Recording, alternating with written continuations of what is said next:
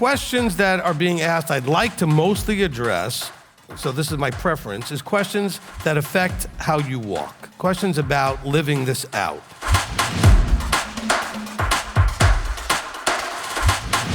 What he's always told me is, tell them that if they're doing what they're supposed to be doing, they'll be where they're supposed to be. But you need a teacher to teach you what it is you need to be doing.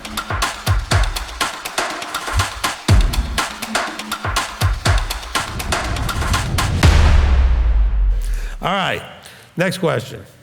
Okay, from Shelley Bell. Am I in breach of relationship with Yah by not staying in a relationship with those not with m.t.o.i and Beth Shalom any longer and outsiders? I do love them, but not in a relationship with them anymore.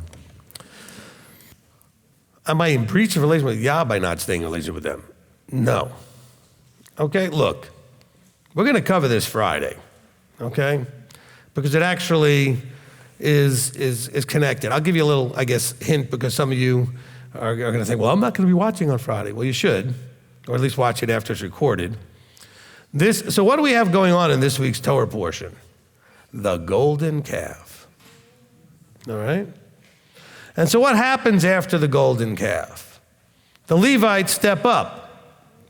Now notice how this plays out. Moses says, who is for Yah?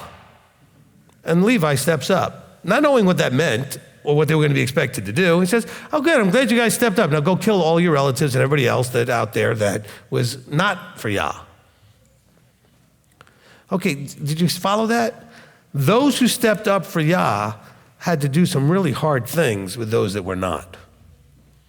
You know, Messiah tells us in Matthew, it's also in Luke, but in Matthew, it says that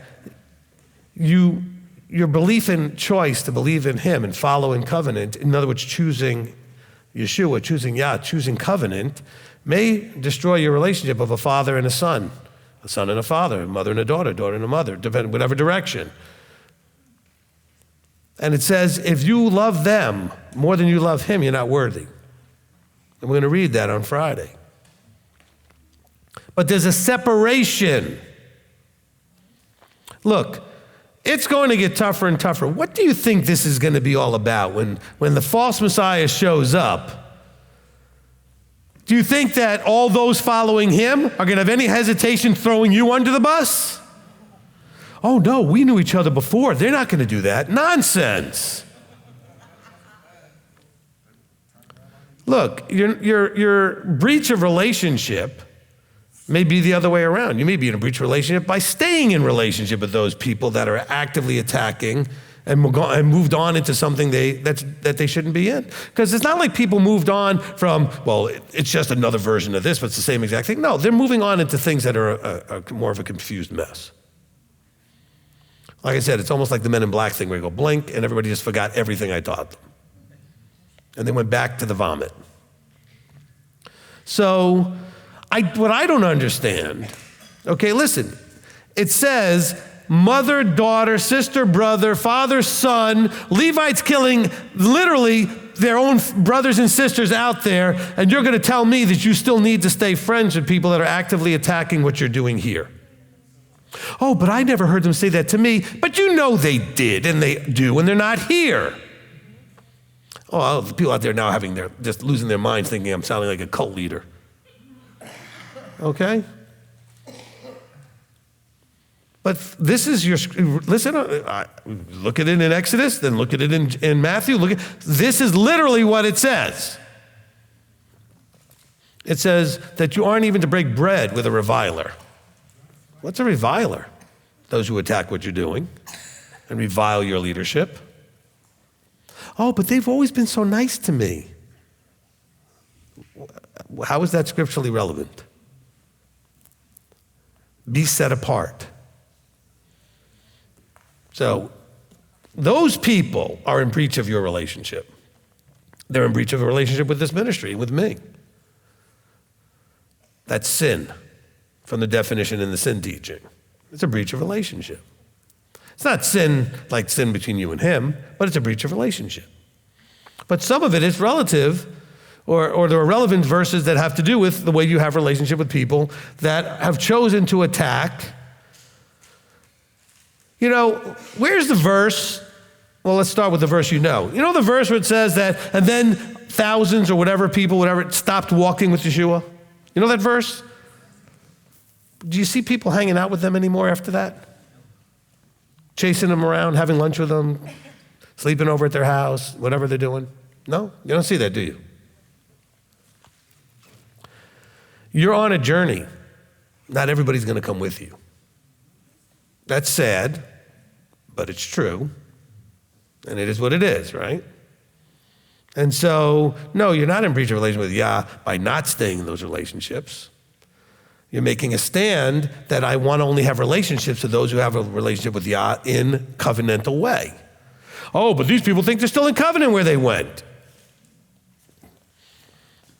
Maybe, maybe not. Depends on what they're doing. I know what they're being taught by a lot of the teachers. That certainly doesn't match up with covenant. Okay? You know, we got a teacher out there that made a whole little, they even put it out there as a separate teaching that it's okay to go to Sunday church. And it's out there, like, proud of it. Actually popped like an in focus, but not, that's my term for these things. You know? This is where people go from here. They go to places like that. Literally. And yet, you still want to have a relationship with them. I'm not saying, it depends on the level of your relationship. You want to have a relationship with them where you're still a light to them? Be careful that you don't sound like the people saying, I'm going to Sunday church because I'm witnessing. Because that's where you don't want that kind of relationship. Because I got a bunch of people saying, oh, I still go to that Sunday church because I'm witnessing. No, you're not.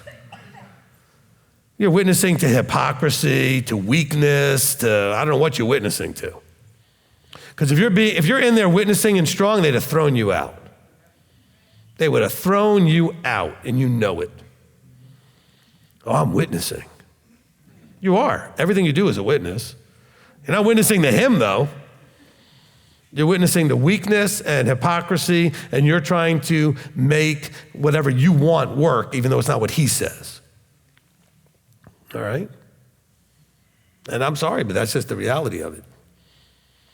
And so I don't understand the relationships that some of you still maintain. I watch you on Facebook, not often, but people tell me about it, and then I look for it and find it, where you guys are all liking posts and being all social with all these people that are, you know, at enmity to this ministry.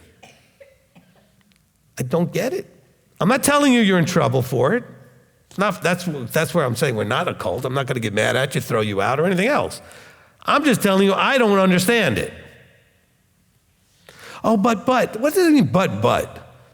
It's like I used to talk to people that would mention a certain teacher. You know, I'm not going to anybody in particular. They name me a teacher, and that is like naming dates and everything else. And I tell them, well, then you need to get rid of them. They name dates and it didn't happen. That makes them a false teacher. And they'll say things like, oh, but they were so critical in my coming into understanding. Good, they served their purpose, move on. Why do you get so emotionally attached? Okay? Yes, they were, I'm glad if that's the case, helpful in a stepping stone from Christianity to where you need to go. But they're a stepping stone, so step off the stone and keep moving.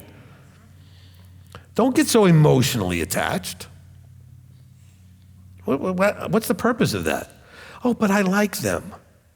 And where is that scripturally like an issue? All of this is true unless you like them, then you can do what you want. It doesn't make any sense. And then some people out there are going to say, oh, well, Rabbi's so angry, and he does, I don't care. You guys just don't get that. I don't care. The question is really, how does this make you look in his eyes? It doesn't make you look anything in my eyes. I've let you do it for all this time. I know who's doing all these things.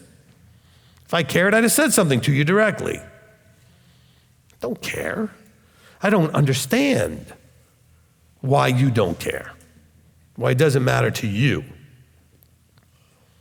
Oh, do you not read your scriptures? What do you think it means when he says, when you make choices to covenant with him, family members even will be at odds? Like literally, father against son, mother against daughter. That's what it says.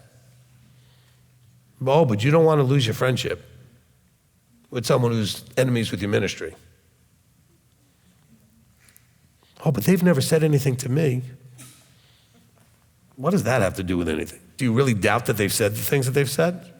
You know they have. And they still do. But why aren't they here? Okay, let me ask you a question. Did anybody that you know, this is for Shelley Bell and everybody else, leave here because they found a better teacher or a better place to be, like there was a step up? Or did they leave here because they had issues because they didn't like me? You know the answer to that. And that's not me, pride. Some people say, this guy needs to be humbled. Did they go and chase after better teaching, better counseling, better anything, except that they just don't like my personality?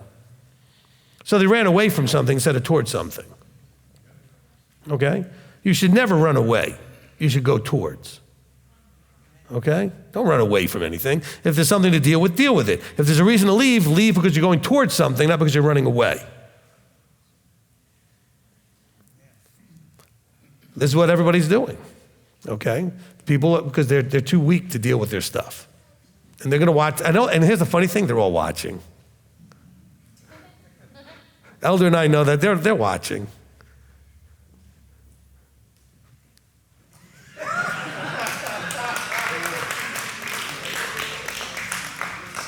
And all of you that are watching, just understand this. If you would humble yourself and come back, you could come back.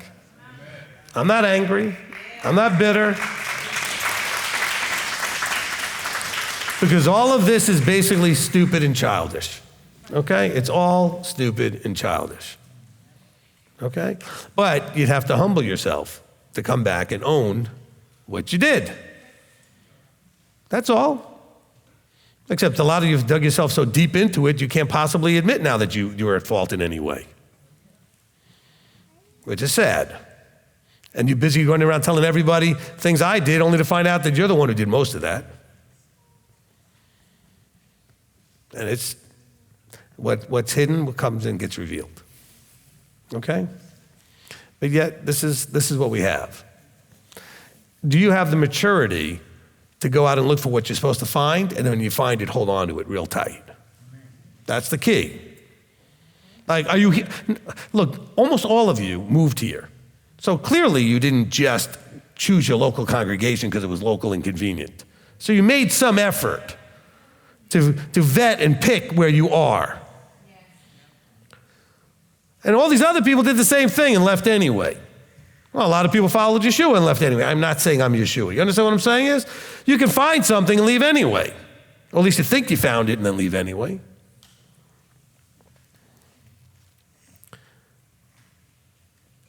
Why did the people leave Yeshua?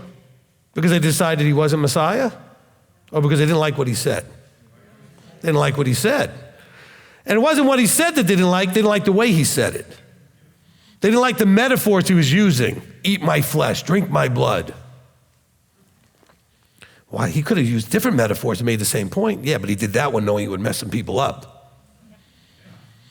I do the same thing, by the way. Okay? I use metaphors I know are going to mess some people up to see what you're made out of. You know, it's not just for shock value. Elder can tell you when I do the things that I do, I always, even if it doesn't always seem like, I always have a purpose behind it. I'm very aware what I say when I say it. It doesn't just get blurted out and I'm like, I'm like shocked. I'm very aware when I use what I use, when I say what I say, right? Elder's giving a head shake, okay? And you got to know that. But what is this all about? What is your role in all this? You know, we're going to be doing tomorrow, and for all of you that eventually take the Level Up class, you'll get to see this. We're going to be talking about expectations and relationships and all that kind of stuff in the Level Up class. I know you online, you're wondering, okay, we're not offering that to everybody at the moment. Okay, but let me just give you a little insight, okay? All relationships have expectations. We agree? If you're a parent, you have expectations of your children have expectations of you. You're a husband and wife, expectations. There's also expectations between our Creator and us, right? We read that in the covenant. What does he expect of you, though? I think you've limited that. Let me explain. Well, he expects us to keep Sabbath and eat right and believe in Messiah. Yes, all of those things.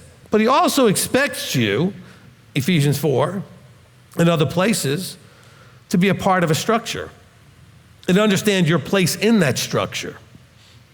And he's expecting you in the dispersion to find those people Paul was talking about. Find those anointed people. Not just Paul, by the way, because we have Moses saying the same thing when he says, there will be prophets like me that you need to listen to throughout the generations. Don't think of that like a big deal, like, oh, so you think you're Isaiah now or something. No. A prophet was like the 70 who don't have any of their names. The 70 from Moses, their names don't matter, but yet they were prophesying because they have the same anointing from Moses to go and speak the word of Yah with authority. So let's not minimize what that means, but let's not make it into this grandiose thing that only you got to be like Ezekiel and Isaiah and Jeremiah to be a prophet. But you're expected to find what Moses said, that after I'm gone, there will always be men to turn to, and you need to listen to them or you'll be held accountable. But you have to find them. It was easy in Moses' day because the nation had one, and he gave them Joshua next. Anointed, appointed, anoints the next one. So he anoints Joshua. It gets a little muddy through the generations after that. Because those who end up in leadership, once they start with kings, every other king was a disaster. But the king still had prophets to them. And have you ever noticed that the prophets don't turn into a disaster? Only those who are not called and anointed, like the kings. The prophet was the same prophet that was working. Look, when Samuel is working with Saul, Samuel doesn't change at all, but Saul does. Samuel's the same all the way through. Nathan's the same way all the way through with David, right? And so let's be understanding the expectations. He's expecting you to look for the guide or guidance, the people that are there to help you, the people that in Deuteronomy 17 answer your questions, the people like Moses said that are prophets like unto him that will have the words to answer your questions, etc. Like Paul's talking about in Ephesians 4, so it's not one witness. Paul's saying exactly the same thing Moses said. He just gave titles to the different types of things that they would be doing, things like being evangelical, being prophet, being a teacher, being a shepherd, okay? And so being an apostle. Like he gave these 5 roles. But the expectation is for you to find that person, and then when Moses says this, and you need to listen to that person. Because only that person is speaking on behalf of Yah. He says, because I'm going to put my words in his mouth. You believe that? You don't believe that. Okay? That's what it comes down to. And then knowing that, what do you do with the people that you're friends with, friendly with, associated with, who see what you see, but then they decide to walk away? Now, I think it makes a difference how they walk away. If they just walk away, then you can love on them, and hopefully they'll want to, see your positive example and influence. But if they walk away in a negative way, in other words, if they walk away just because they didn't like leadership or the personality or some other nonsense, and you know that's the case. I don't know, one person's left here over doctrine. Okay? Well, once you taught that, we didn't like that, so we left. Okay? Actually, one person left because we were keeping Purim, and they didn't understand why we would do Purim. I'm like, really? All right? Hanukkah and Purim, those are the 2 things we were doing, and they didn't understand why we did them. Of course, that's when I did the teaching, Purim defended, and or Hanukkah, whatever. I did the defense of these things, right? So, you guys have a part in all this, and it's hard because it hurts with the relationship stuff. You're going to lose family members over this, period. Yeshua said it. I'm not the one saying it. You know he said it. If you're going to lose family over it, you're certainly going to lose friends over it too. But you don't want to lose them, so you stay anyway in relationship with them on that same level. I don't get it. All right, next.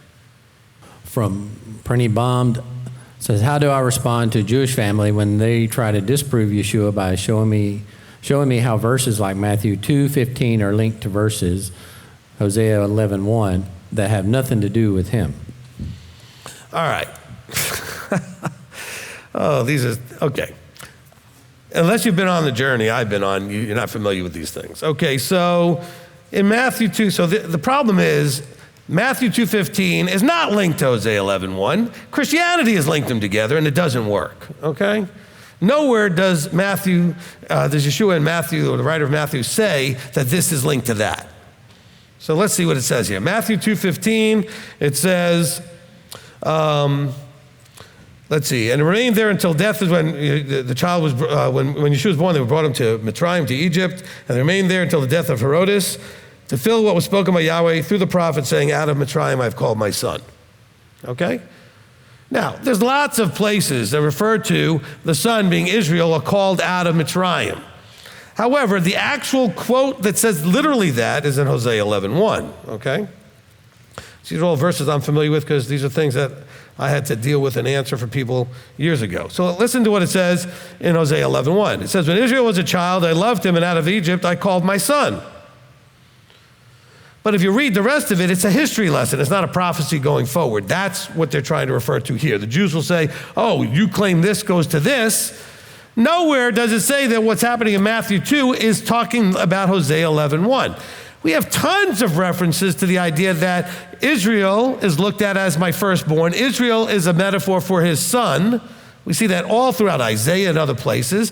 And out of Egypt, that's always been the process of coming out of Egypt. Now, because it literally says those words in Hosea 11:1, people say, oh, there you go. If you look at all the verses that Jesus fulfilled, that's what Christianity would call it, right? That will be one of them. But then when you read it, it doesn't work, and then it frustrates you, and you get disillusioned. You may want to quit because Hosea 11:1 is a history lesson, not a prophecy. Okay? Because the rest of the chapter talks about, and I called to them, and they went from their face, and they slaughtered to the Baals, and they burned incense to carved images, and I taught Ephraim to walk, taking them by the arms, but they did not know that I healed them, and I drew them with ropes, and now it's a history lesson. So I would agree, Hosea 11:1 is not what's being referred to in Matthew 2:15. That doesn't mean that what Matthew 2:15 says, it was not said in many different ways by the prophets. Okay? When it talks about the greater Exodus, that's going to be like the type and shadow of coming out of Mitzrayim, the coming out of Egypt. So, first of all, you don't respond to Jewish family members that want to argue with you about Yeshua. You don't. You say, if you want to argue about this, talk to my teacher. Why don't you take advantage of what you have available to you? Why do you think you have to argue with them? If your Jewish family members are studied, you will lose. Because most of you are not studied like they are if you have actual studied, yeshiva-trained Jewish family members. You will lose. They have been trained well in the anti-missionary approach. Okay? And so when I see that come up on the screen, I know exactly what that's talking about because I've gone through all of this. And so it's only because in the New Testament Bible, it'll have a footnote that says Hosea 11:1. It even says that in the ISR, in at least the 98 version, when it's not connected to that. It's not a fulfillment of that. That is talking about backwards, not forwards. There's plenty of other verses they could have used that point forward, but they don't literally say those words. You know? Look, there's a place that claims, well, it's a fulfillment of prophecy because he said, I'm thirsty. Well, you go back to what the Bible scholars out there claim is the verse. That verse has nothing to do with that. Okay, so there's a lot of problems with the so-called fulfillments in the New Testament actually going back to something in the Old Testament. You know, literally, there's one verse says that, you know, he was called a Nazarene because that fulfilled some prophecy. Well, there's no verse that says that in the Old Testament. Nazarite of any sort is only mentioned in Samson's story and in Numbers 6, period. That's it. But there are places which talks about the branch, and the branch is the netzer. And then it talks about it from a netzarim, from that. See, the verses that are quoted and connected by Christianity are a disaster. And so that could really cause people to question. Own that t-shirt, okay? Because they're problematic, because they don't connect well. And by the way, probably the early church fathers got involved with trying way too hard to make a point, to make everything, fulfilling everything that they could stretch anywhere because they needed to make some point about this Messiah. Which is why you don't see that in the other Gospels. It's only in Matthew that you really see that, okay? Where the writer or whoever's edited it is just working way overtime to, make a case that this is the Messiah because of this, and this from the Old Testament. Right? Hopefully that helped. Don't fall into that trap, and don't think you have to. By the way, here's a freedom. I'm going to give you freedom. I'm going to set you free. Be free! Okay? Be free of feeling you have to respond to everybody. Okay? What's Scripture tell you? It says you should be prepared to do what? Give an answer about your beliefs. It didn't say you should be prepared to defend every argument against your beliefs. In other words, someone asks you why you believe what you believe, you can tell them. Not necessarily with the point being that you need to then defend and argue with them when they want to attack what you believe. And you say, well, this is what I believe. I'm not going to argue with you. Oh, but what about this? Well, you have a problem with that, talk to my teacher. Which they won't do, okay? But if they do, I'm ready for that, right? They're not going to bring anything at me that I haven't already heard. Trust me, okay? That's not ego and pride. I've just been through a lot. And I've done this research, and I've gone through I know the arguments, okay? Because people come to me on a regular basis, Rabbi, did you know about this and this? Yes, I know about all of that stuff. Oh, I read this book. I have the book.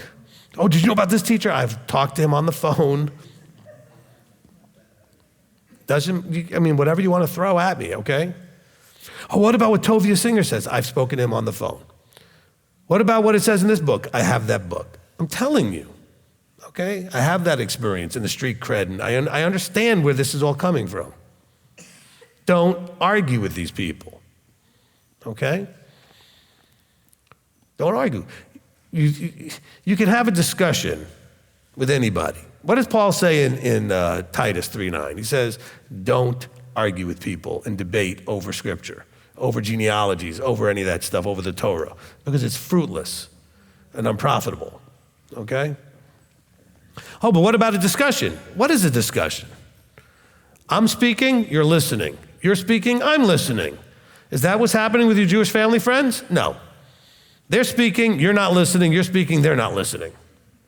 That's an argument. It's not a debate. In a debate, we're actually challenging each other's points, and we're actually listening to each other to see what has the weight and merit in it. This is just arguing. Nobody's listening. Everybody's just yelling and making their point. And they're only listening for words you might say to trigger the next point they want to make. Because then you say something like, oh, and then they jump in with their, oh, yeah, I know how to argue that one. Nobody's listening. So you don't have to respond to everybody. You certainly don't have to do it on Facebook either. In social media, I feel like you have to respond to everybody. How many times have you seen me respond to anything on Facebook? Like 0. I'm not talking about on my own group, okay? But on everybody else's things. Like, I think in 20 years I've done it once or twice only because someone asked me to step in and say something, okay? And only for clarity, not to get involved in the argument. All right, next. From Miss K, Romans 5:13, for until Torah Moshe or the Torah since the time of Cain and Abel's offering. Romans is confusing, but that post is even more confusing. Romans 5:13, because I know what that's going to. Let's see. Actually, didn't I already cover that in the first part of the sin teaching? Or the second part? I think we covered that in Romans 5. If we did not, we're certainly going to cover it. But I think I already covered that. Go listen to the new teaching called Sin, a Breach of Relationship, because we absolutely covered this section, okay? And if we didn't, it will be covered in one of the parts, So that's what I'm going to refer you back to. I'm not going to try to unwrap this whole thing right here. All right, next. Okay, Robert Thatcher, question, is there ever a time when it's not appropriate for men to wear tzitzits, i.e. swimming at the gym, working out, dirty job, etc.? All right, look, the tzitzit are remind you to keep the commandments. You would wear them whenever possible, okay? Now, I don't wear them when I'm swimming, okay? They're just going to get all messed up, ruined and everything, and I'm probably not going to be that aware of them anyway when I'm in the water swimming, okay? And usually when I'm in the water swimming, I'm actually swimming. I used to be on the swim team, and I was a lifeguard. I was doing all those things. So I swim, okay? I'm not going to be wearing them if there's going to be equipment they can get caught on, and that could be a problem. So certain types of jobs, well, I shouldn't say I'm not going to be wearing them. I'll wear them tucked in. Okay? Now, I don't want you wearing them tucked in general because they're for me to see yours and you to see mine. They help to remind me when I see yours that I should be keeping commandments and vice versa. So I think they need to be worn out. So like everybody watching right now, you can see my tzitzit right here on the camera. You should, by the way, you go watch any teacher you should be looking for their tzitzit first thing you do. Every teacher you turn on YouTube, see if they walk away from that podium, look for the tzitzit. Now maybe they're wearing them underneath. I think that's wrong. I think they need to be where you see them. Especially if you're the teacher. Because otherwise people are going to wonder if you're wearing them. I mean, even if it was okay as a teacher, I would make sure you saw mine to inspire you to know that I'm setting the right example. So, dirty job doesn't matter. I don't mind if they get dirty. They're cleanable, okay? So I don't mind. As a matter of fact, have a set that you wear for your dirty job and a nicer set that you wear on Shabbat. And that's fine. There's a functional purpose to it, and at the dirty job, you might still need it. Because sometimes at a dirty job, things can get a little sideways, and you might need to remember that you're keeping Torah. Okay? So if there's a safety issue, you're around equipment where you can't have anything hanging off your clothing because it could get caught in a machine and it could be a problem, tuck them in. Okay? Things like swimwear, it's really tough if you're swimming to have any way to do that. So that would be my one exception as far as, clothing that you would normally go out and wear in public in any kind of way. But otherwise, I wear them all the time. I wear them in my house. I wear them when I'm outside, okay? So I don't wear them with my pajamas, my sleeping wear, and I don't wear them when I swim. That's pretty much the only things that I would say, okay? And again, safety issues. Now, if you have a job where they require a uniform, I know people work for the police. Sometimes where they work will let them. Sometimes they won't. Or they work for the post office. They work for someplace with an actual uniform. Well, then find out what you can do. And if you can't, well, then wear them inside. Tuck them in, all right, until you get off the job. But wear them. All right, next. Jeff and Tony Lumen, some medical procedures / injections use a dye made from shellfish. Should this be avoided? Also, what's the stance on blood transfusions? Okay. Blood transfusions are fine. This is not eating the blood, okay?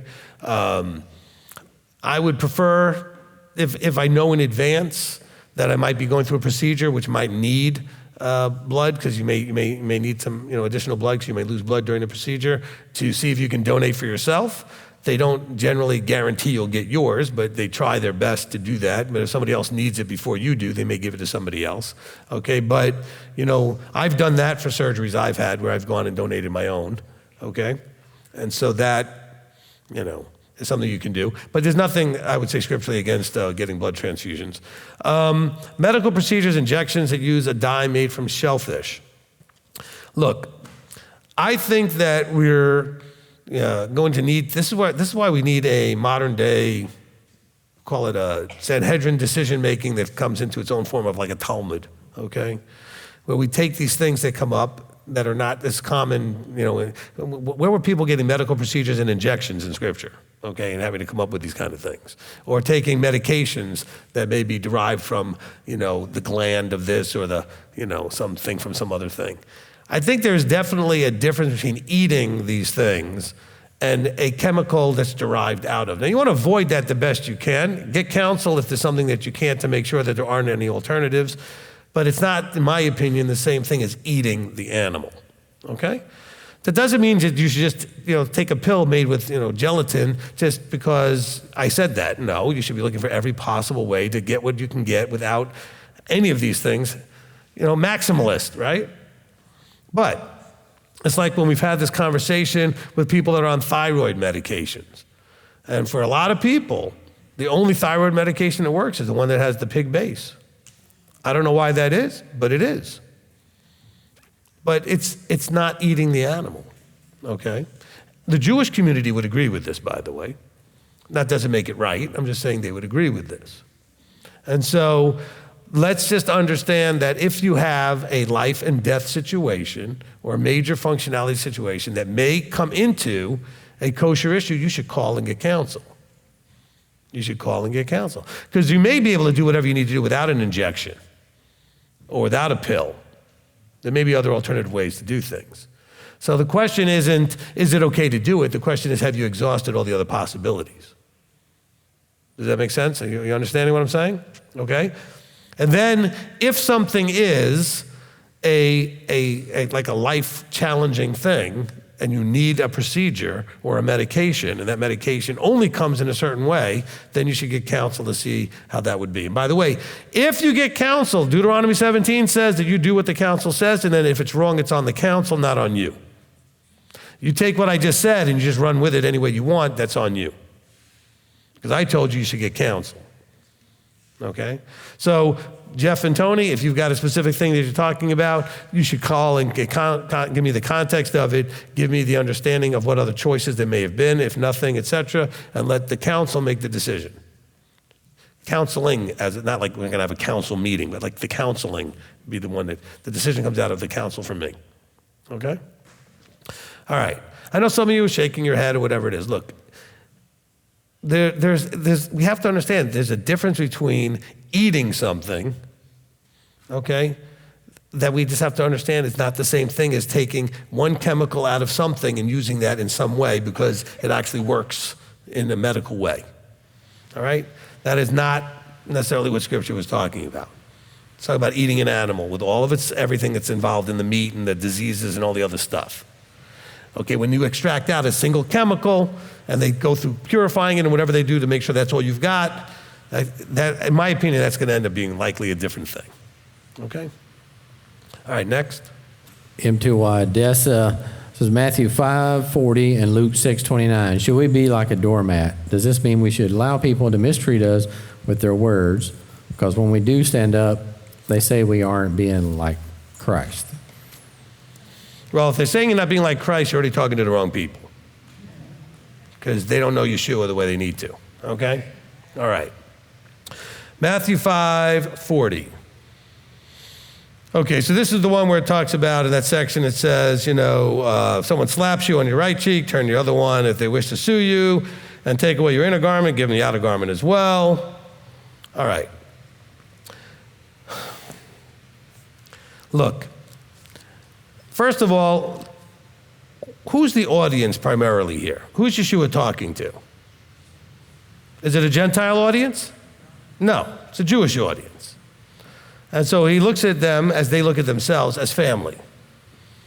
All Jews look like they're related in some way because they have that common, I'm just saying, they have that common, not only culture, but race and belief. And it's like an all-encompassing thing, right? A Jew is not just a religion, but it's also a culture, it's also a race, right? It's a people. And he's saying, look, you brothers, if one of you slaps the one person on the face, then offer them the other cheek. If they're going to sue you, offer them. It's not just a rule for everything. It's not saying to become a doormat. It's saying is, let's not just keep escalating these conflicts. He also doesn't have time in here, and he didn't take the time to say, well, there is conflict resolution that needs to happen. You're not just going to let people slap you in the face and give you another slap.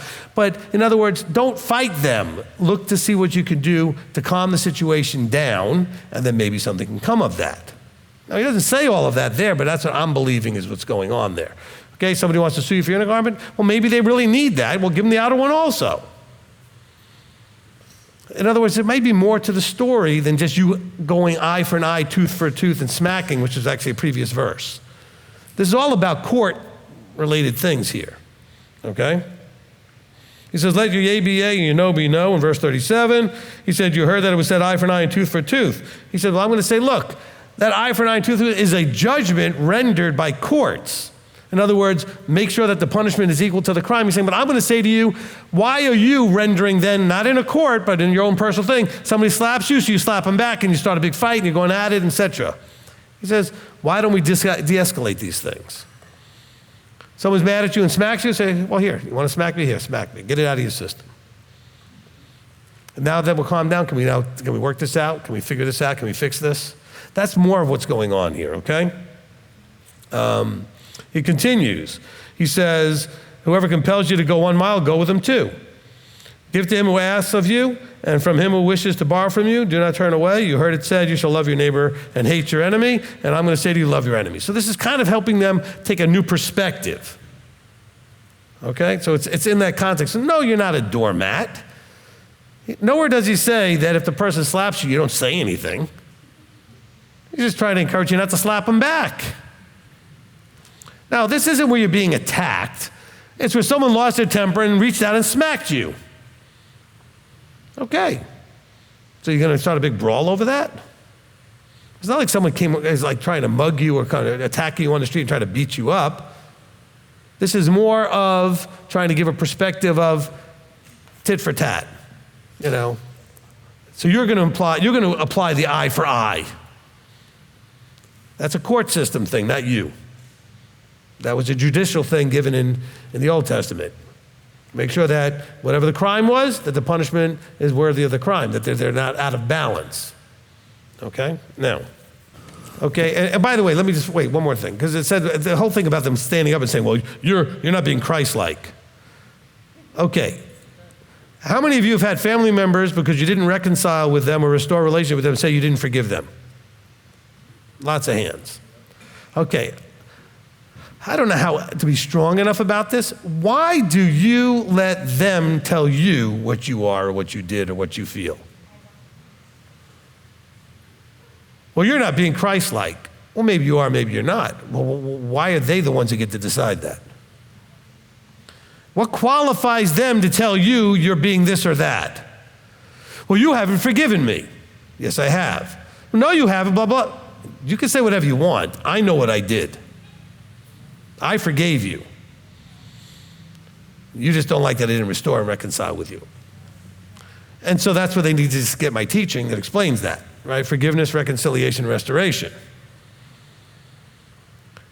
But just why do so? Because people will call here for counsel. My mother said this, and my brother, they think, who are they to qualify to say whatever they think they say? Are they Bible experts? Are they anointed appointeds? Are they prophets? What is their qualification to tell you you're not being Messiah-like? No, what they're saying is, I'm going to use the weapon I have at hand to try to manipulate you and make you feel guilty. Well, you're not following the 5th commandment, honoring your mother and father. Why? Because I'm not doing what you tell me to do? I'm 50 years old. I don't have to do what you tell me to do. I have to do it respectfully, though. I have to, with respect, not do what you tell me to do, because I have to do what I have to do. When I was 8, I had to do what you told me to do. Okay? A lot of you struggle with your adult parents, and you're adults too, and you've got your own children, and your parents, especially your Christian parents, say, well, you need to honor me, I'm your mother. You're not honoring mother and father. Say, look, when you fix your Sabbath problem, I'll listen to you. Okay? Because the 4th commandment comes before the 5th commandment. I never said that before, I like it. Let's take these things in order, Mom. Fix number 4, and we'll deal with number 5. Some of you guys said, ooh, that's good, I'm going to use that. Okay? But seriously, why do you let people speak into your lives that have no quality? Some of you will get so upset because somebody you never met on Facebook told you were wrong about something scripturally. Well, why? You don't listen to me with all the qualifications I have, but you listen to somebody you don't even know who has no qualifications. And you get all upset and disturbed by what they said. Oh, this person told me I was in sin because I was divorced and now I'm married and blah. And what's their qualification to tell you all that? Go listen to my teaching on divorce and remarriage, and then you get the answer that you need to have. That's why you're supposed to have a teacher. The teacher settles all the arguments. The teacher is the one that's the tiebreaker and all. Well, you feel one way, they felt a different way. Well, then what way is the right way? So you go to your teacher. But oh no. Well, how do I respond? Why are you responding? I don't argue with anybody. Okay? I don't. Even if they're in the walk in the context, I don't argue with you. Elder will tell you that. I don't argue with people. So I say, look, if that's what you want to do, go somewhere else. That's fine. You can believe that, and that's it. I'm not arguing with you. I don't argue. And some of you are thinking, oh, I want to get them to rabbi because he'll just set them straight. No, I'm not going to argue with people. I might tell them this is what it is, and if they don't like it, that's fine. You don't have to like it. Go do something else. I'm just going to tell you what it is. I'm not going to argue with you. If once I realize you're not listening, that's an argument. I'm not going to be talking to you about it. Say, fine, go do what you want. Elders heard me say, fine, go do what you want. I literally say that to people. Okay, and I also say, well, I don't know why you're calling here. If you're not going to listen, what was the point? I mean, if you weren't planning to listen to what I say, why would you call? Let there be a lesson to all of you. Don't call here unless you're planning to listen to what you're told. By me, elder, Rabbi Tom, it doesn't matter. If you're not ready to listen, why are you calling? Well, I wanted the answer. Well, what are you going to do with it if you don't like the answer? Because you don't just want the answer, you want the answer you like. If you just want the answer, look, we occasionally get some people to come find us on YouTube or come into here that are mainstream Christians, and I want to appeal to all of them and say, look, do you want the truth or you don't want the truth? Not the truth that's comfortable or the truth that you like or the truth you're familiar. No, the actual truth. Because the truth is the truth no matter what you think it is, no matter what I think it still is the truth. And it may or may not be, convenient or comfortable for you. It may completely flip your world upside down. Anybody had the world flipped upside down? Almost every one of you. Okay? And by the way, that's what revival looks like. He revived you from being dead and flipped your world upside down. Okay? He didn't just bring you someplace where you could smile and feel so warm and fuzzy and sing. That's not a revival. Okay? Because Paul tells us in Ephesians 2, death, right? You revive from what? Being dead, right? He said you were dead in your trespasses. So until you stop doing the trespasses, you're still dead. Okay, so then you're revived in Messiah into the light of truth so that you can stop trespassing. So unless that's happening, it's not a revival. Okay, it's just an emotional experience. They had the same thing at Woodstock. There was no revival. It was a very emotional experience and helped and amped up by all kinds of chemicals. And that doesn't mean anything. Oh, but they're all focused on God. No, they're not. They're focused on a feeling. Because if they're focused on God, they'd want to know what he wants them to do and not do. They don't want that. There's no repentance going on because they wouldn't know what to repent of. Oh, some of them are sleeping around. Okay, so they can repent of that. Some of them are stealing. Okay, some of the very obvious things are also illegal in this country anyway. But where's the breach of relationship repentance? In his relationship with you, he wants to meet with you every Saturday, not Sunday, not Monday, Tuesday. Not that he doesn't want to meet with you other days. He commands an appointment with you on Shabbat. In Leviticus 23 is the first thing. Okay? I want to meet with you in what's called the Mikra Kodesh, a holy assembly, a gathering, and a commanded assembly on these days. It starts every week with Shabbat. All right, next. I have no idea what started all that, so we'll just go to the next question. From line upon line, Rabbi, 1 Kings 11, verse 41. Is this the wisdom of Solomon in the Apocrypha? If not, what is this text? Turning me into like the Bible answer man today. 1 Kings 11, 41. All right, so the question is, in verse 41 it says, "In the rest of the acts of Solomon or Shlomo, all that he did and his wisdom, are they not written in the book of the acts of Shlomo?" Okay. I don't know what's in the Apocrypha as far as that. I don't know where that book might be. We don't have it in the canon anywhere as being some official book. So it's just like they say, are these things not written in the book of Yashar? Okay, we do not have any original copies of a book of Yashar. There is a book out there that claims to be the book of Jasher or the book of Yashar. Of course, it's not dated back far enough to be anything that we can have reliance on, okay? So my answer to that question is I have no idea what this is referring to because we don't have a sanctioned, canonized book called the Wisdom of Solomon, okay? You need to understand that if you do the research, don't do it, it'll just confuse you. But if you did the research, there's over 100 books that at one point were in somebody's canon before we get the 66 we have now, okay? And so there's over 100 that are not in, on top of these 66, that at some point somebody included in what they thought were the official books should be. But they didn't make it into these 66. Oh yeah, but this was put together by the Catholic Church and everything else. Well, but this is the one Yahweh has allowed us all to have. And it has passed the test of time for 2,000 years as the one we have. All right, so this is what we have, okay? Next. From Carrie, says, I consider psychology to be, quote unquote, off the path, being born of paganism and an occult. So why did you decide to use it? The form of personality testing question, isn't that the enneagram and the astrology the same thing? Okay, you just referred to a whole lot of things that are not necessarily related, okay?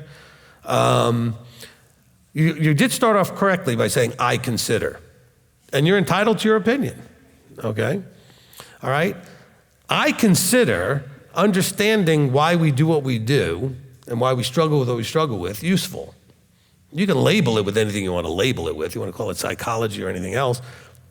But people who have studied people over time have noticed that there are certain tendencies in different types of personalities. And so we do the personality test here because I believe it does what I've told you when I first gave it to you. It helps you understand yourself better so you can understand others better. Okay? There's nothing occultic about it. There's no rituals to it. You're going to answer a bunch of questions about words that describe you or don't describe you and situations and how you would handle them. And people who tend to answer those questions a certain way tend to have similar characteristics. This is not astrology. Astrology says if you're born under a certain, constellational configuration on a certain day, that it would affect your personality in some way. Well, you know what? By astrology, I'm a Gemini. So is my brother. We are nothing alike. But we're both Geminis. So, oh no, but it depends on what day and what other things are happening. Look, okay, this is where it starts getting to be straining at all kinds of stupidity. If you actually answer questions about yourself, you're answering questions actually about yourself. So you're describing literally you and how you make choices and what words describe you in different situations, etc. That's going to give somebody a picture of you, including yourself, a picture of you. So it's not ascribing randomly, if you happen to be born under this sign and this thing, that this is who you are. No, this is literally asking you who you are. And then saying other people that have answered the questions like you tend to have these characteristics, okay? And so people that answer the majority of questions this way tend to have the color code that we use, tend to have a personality that has a driving importance for fun, or for peace, or for relationship, or for leadership. That's a tendency, that's all it's telling you there. And all of you who've done that have found it to be very helpful and very accurate. I know, you've told me that. You've really gained an understanding of why you do well with certain things and struggle with other things. There's nothing occultic about that. Okay, and the Enneagram, I don't use it. Okay, it's just a much more complex sort of, spectrum of, how you can label personality tendencies, but they're all based on you answering questions about who you actually are and how you really feel about things. So that's still not occultic, and it's not anything like astrology. Oh, but when you look at an Enneagram, you look at the way it's designed, it looks like this sort of pagan symbol. Well, you could draw anything the way you want to draw anything. I mean, there's that many different possible categories, and when you understand that everything is connected in some way, you draw lines to them, guess what happens? It ends up being a figure of some sort. Okay? Take the 4 personalities that we do in the color code. Okay? All 4 of them connect in some way, but if you put them in a diagram, you're going to have a square. Okay? But if I started drawing lines to them, who knows what that might look like, okay? Because red and blue have certain things in common. Red and white have certain things in common. Red and yellow have certain things in common. Blue and yellow have certain things in common. Blue and white. I mean, all of them have something in common, which is why when you put them in the figure, you realize that they touch each other in certain ways. Okay, so that means that they do have something in common. Okay, so the red and white, if you draw the square, the red and white would be on the right side of the diagram, so facing me, I guess, this way, and the yellow and blue on the other side. Well, guess what? Red and white tend to be less emotionally driven. Blue and yellow, more emotionally driven. So they have that in common. Very different in how they express it, on either side of that spectrum, but there's a similarity there, okay? And so more relational on the blue and yellow, less relational on the red and white. So there's connections there. Leadership or needing to be in charge or running things, much more red and blue. White and yellow have no interest in that, okay? They avoid it, actually. But for different reasons. That's all this is about. So when you have such a complex spectrum like the Enneagram does, and you start drawing lines connecting the things and how they connect and are related and where the similarity, yes, you're going to get a geometric figure of some sort. Okay? Which, by the way, the occult loves to use geometric figures. It is what it is. So don't use what you don't like. All right? If you consider psychology to be off the path, that's fine. Okay? I find understanding why we do what we do and why we struggle with what we struggle with very helpful. And the field of study is called psychology. That doesn't mean I agree with everything psychology's ever come up with, but that's the field of studies, understanding what makes us, what's going on in our heads that affects our choices. Why do we struggle? Why do we succeed? And why is it only in certain areas, in certain ways? And so I use them because they're effective. I don't use them in an occultic way. I don't see outside sources coming in and giving me answers to any of these things. And so I don't see any of that going on in there. And some of you come from that world, okay, because it says being born of paganism and the occult. So in that world, it's all outside stuff. Outside spokesmen, outside sources, everything's coming from an outside place. Yes? Okay? This is all coming from an inside place, dealing with who you actually are and what you actually struggle with. But if you find a group of people that struggle similarly, and over time we've seen that certain things worked well in helping those people, then we can now teach you what helped them with the same problem you have. That's all we're talking about. By observation, okay? Not by observing that you happen to be born under a sign in the skies. Because I can find 1 million people born around the same time I was born who are very, very different people. With very, very different personalities. And so I don't find that holds a whole lot of water. I mean, I looked at that stuff when I was a teenager, like everybody probably does at some point, and I actually match that sign a lot more specifically as it's written than my brother does. But the point is we're only 3 days apart in our birth date. And we're under the same thing, and yet we're completely different in our personalities. Completely. I mean, if I told you I was a Gemini and someone else is a Gemini, you would have no idea what that means. If I told you I'm red and somebody else is red, you would have a better idea what that looked like. If I told you I was yellow and you're yellow, you'd know what that, because that's much more specific, and it actually has to do with something that is a conclusion based on what I already have in me. Okay, not just I happen to be born this time in this way, whatever it was, right? I mean, I could say the same thing like saying, well, I'm Spanish, I'm French, I'm German, I'm American. Well, that doesn't mean anything either, because I can meet 50 different people from that country and they'd be very different in some ways, similar in some ways too. So it's not enough to just, label, right? We got to be careful with the labeling. But no, I do not think this is occultic. All right, next. Okay, Olivier Hoffman, Genesis 1:4, day 1, Elohim separated the light from the darkness, and 1:18, day 4, to separate the light from the darkness. Can you comment/clarify? All right, so 1:4, it says, Elohim saw the light, that it was good. Elohim separated the light from the darkness. Okay, and then we have in 1:18, in 17, Elohim set them in the expanse, the lights, right, the 2 great lights in 16, and then he sets them in the expanse, and one to rule over the day, to separate the light from the darkness. Okay, so we're dealing with two different things, all right? In the beginning, the day one, right, verse 1, we have this, and this is where you have to go back to the darkness and light teaching. Ask Mark, he's listened to it 10 times. So, all right, the darkness and light teaching. So there was nothing, right? And out of nothing came something. And we have this all explained. I explained actually all this in the beginning of that teaching.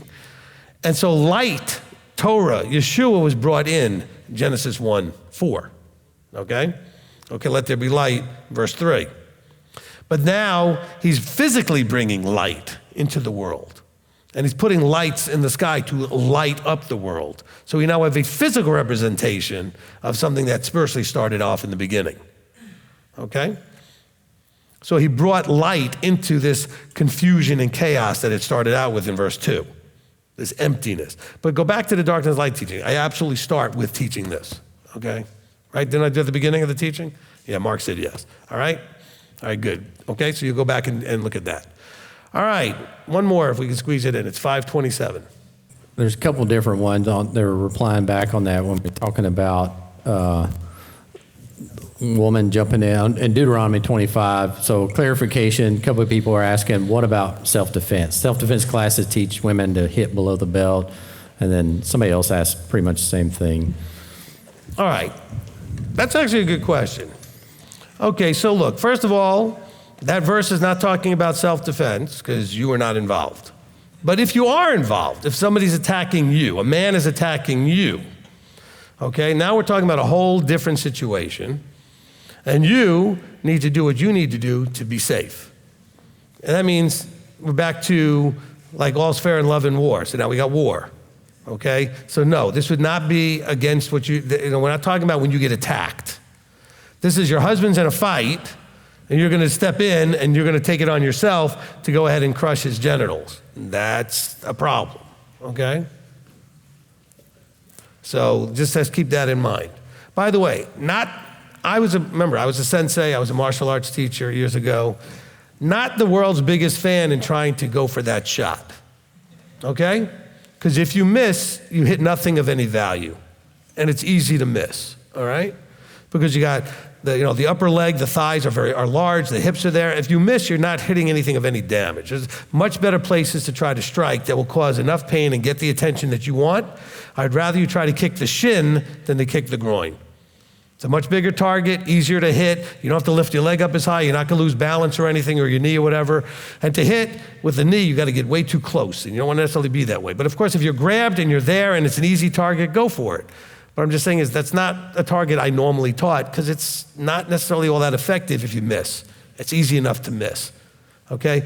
But if I aim for your shin and miss, I'm gonna probably end up on the top of your foot. That's gonna work just good too, okay? So I'd rather hit something that even if I miss, it's still gonna go well. I'll get what I need, which is your attention so I can get away, all right? So from a self-defense point of view, I know it's popular because if you hit it, it works quite well if, okay? By the way, I've also seen people get hit there and not be affected by it almost at all. It can happen, all right? So, yes. Anyway, self-defense, not a problem. It's a different situation. Deuteronomy is talking about a woman getting involved where she didn't belong in a fight that her husband was having, okay? All right. Hope that was helpful and good.